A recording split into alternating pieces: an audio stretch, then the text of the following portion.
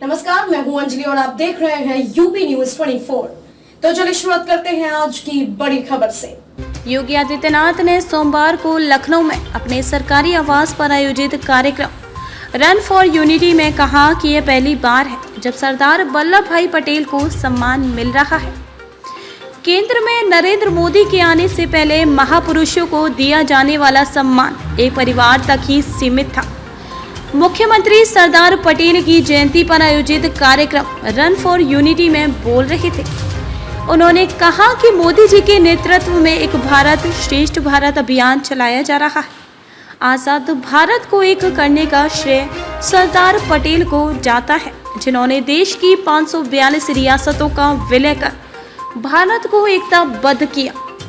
आज़ादी के बाद एक परिवार के अलावा सभी महापुरुषों के योगदान की अनदेखी हुई, पर मोदी जी के सत्ता में आने के बाद महापुरुषों को सम्मान दिया जा रहा है। सरदार पटेल की जयंती पर मुख्यमंत्री योगी आदित्यनाथ ने लखनऊ के हजरतगंज स्थित सरदार पटेल की प्रतिमा पर माल्यार्पण कर उन्हें श्रद्धांजलि दी।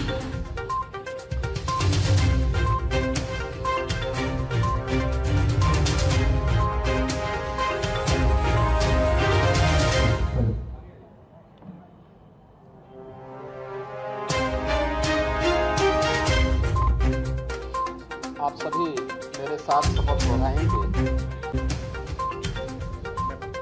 मैं सत्यनिष्ठा से शपथ लेता हूँ कि मैं राष्ट्र की एकता, अखंडता और सुरक्षा को बनाए रखने के लिए स्वयं को समर्पित करूँगा और अपने देशवासियों के बीच के नेतृत्व में तेजी के साथ कदम आगे बढ़ा दिए हैं। अब भारत वो भारत नहीं है।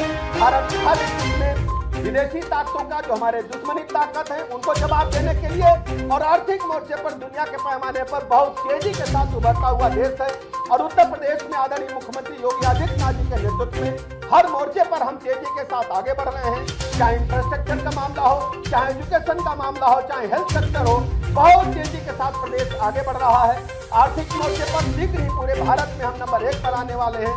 ओडीओपी जन जन में एक भरोसा बना है कि हमारे लोकल उत्पाद जो हमें वो सम्मान नहीं मिल पाता था।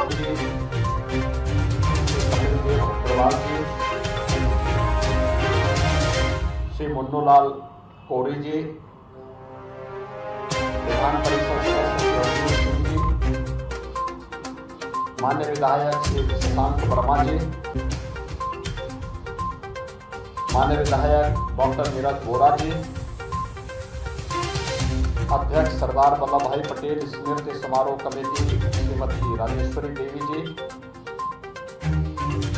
आयोजन समिति के सभी पदाधिकारीगण और उपस्थित सभी भाइयों बहनों,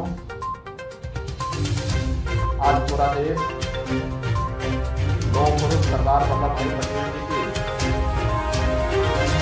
147वीं भारत रत्न लौह पुरुष सरदार वल्लभ भाई पटेल की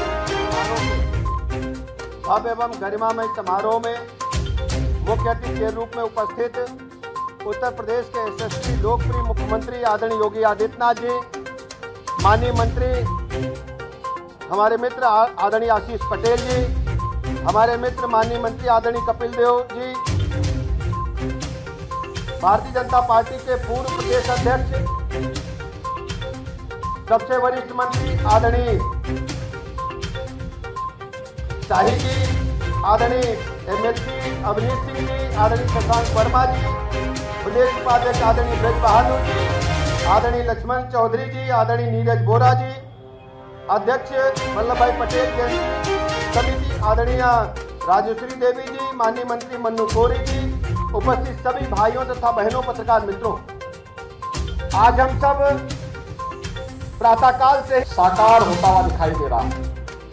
सोमनाथ के मंदिर के पुनरुद्धार का संकल्प यह लौह पुरुष सरदार वल्लभ भाई पटेल का संकल्प था और उसी तर्ज पर अयोध्या में राम जन्मभूमि मंदिर निर्माण के कार्य को आगे बढ़ाने का कार्य प्रधानमंत्री मोदी जी के नेतृत्व में आज संभव हो पाया है। एक भारत श्रेष्ठ भारत की जो वर्तमान की परिकल्पना है, जो साकार हो रही है, जिसे हम मूर्त रूप में होते हुए देख रहे हैं, वास्तव में इसके स्वप्न दृष्टा दो पुरुष सरदार वल्लभ भाई पटेल थे और उसे साकार कर रहे हैं भारत के वर्तमान के यशस्वी प्रधानमंत्री श्री नरेंद्र मोदी जी। मैं इस अवसर पर एक बार फिर से लौह पुरुष सरदार वल्लभ भाई पटेल को कोटि कोटि नमन करते हुए विनम्र श्रद्धांजलि अर्पित करता हूं और हम सब इस अवसर पर संकल्प लें कि राष्ट्रीय एकता और अखंडता के लिए जो कुछ भी हर नागरिक को भारत के लिए करने की आवश्यकता पड़ेगी, हम उन संकल्पों के साथ जुड़ करके भारत की एकता और अखंडता को क्षुण्ण बनाए रखने के लिए अपना योगदान देंगे। मैं आज के इस अवसर पर इस स्मारक हैदराबाद जैसी रियासतें जो उस समय भारत गणराज्य को आंखें दिखा रही थी, वे जिस भाषा में समझ सकते थे उस भाषा में उन्हें समझाने का कार्य भी किया गया और आज इसका परिणाम है कि जूनागढ़ हो या हैदराबाद या भारत के सभी वे रियासतें जो भारत के अंदर आज जुड़ करके भारत गणराज्य का हिस्सा बनकर के एक भारत श्रेष्ठ भारत की इस परिकल्पना को साकार कर रहे हैं। यह अगर किसी की दूरदर्शिता के कारण संभव हो पाया तो इसके शिल्पी लौह पुरुष सरदार वल्लभ भाई पटेल थे। स्वाभाविक रूप से राष्ट्रीय एकता और अखंडता के इस महान शिल्पी का स्मरण आज भारत के लिए, वर्तमान पीढ़ी के लिए अत्यंत महत्वपूर्ण है, क्योंकि कुछ लोगों ने सम्मान को अपना जन्मसिद्ध अधिकार समझ लिया था। वे मानते थे कि देश के सम्मान का अधिकार केवल एक व्यक्ति या परिवार को है, इसके सिवाय किसी को नहीं मिलना चाहिए।